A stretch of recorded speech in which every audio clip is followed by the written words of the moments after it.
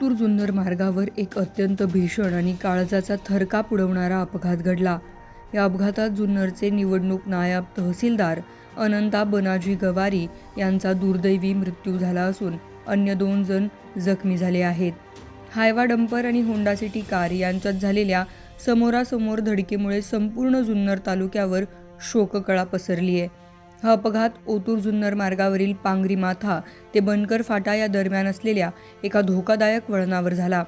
जुन्नरकडून ओतूरच्या दिशेने एक Hyva dumper वेगाने जात होता, तर त्याचवेळी ओतूरकडून जुन्नरच्या दिशेने निवडणूक नायब तहसीलदार अनंता गवारी यांची होंडा सिटी कार येत होती।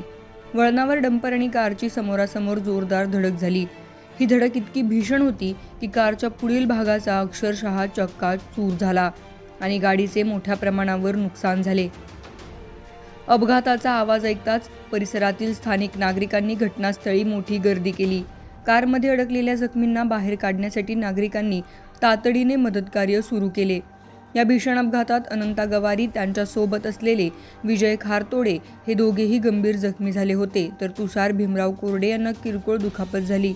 नागरिकांनी मोठ्या शिताफीने जखमींना बाहेर काढून उपचारासाठी ओतूर येथील निरामय हॉस्पिटलमध्ये दाखल केलं। अनंता गवारी आणि विजय खारतोडे यांची प्रकृती अत्यंत चिंताजनक असल्याने डॉक्टरांनी त्यांना प्राथमिक उपचार देऊन तातडीने पुण्याला हलवण्याचा सल्ला दिला।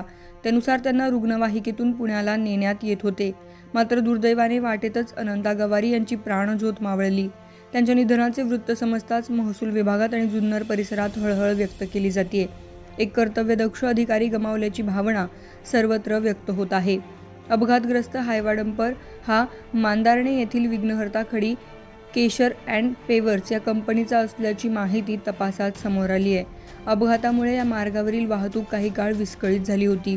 ओतूर पोलिसांनी तातडीने घटनास्थळी पोहोचून क्रेनच्या सहाय्याने अपघातग्रस्त वाहने रस्त्यावरून बाजूला केली आणि वाहतूक पूर्ववत केली। दरम्यान पांगरी माथा परिसरात वारंवार होणाऱ्या अपघातांमुळे स्थानिक नागरिकांमध्ये तीव्र संतापाची लाट उसळली आहे। या मार्गावर जड वाहने अत्यंत वेगाने धावत असून त्यांच्यावर प्रशासनाचे कोणतेही नियंत्रण नसल्याचा आरोप नागरिकांनी केलाय।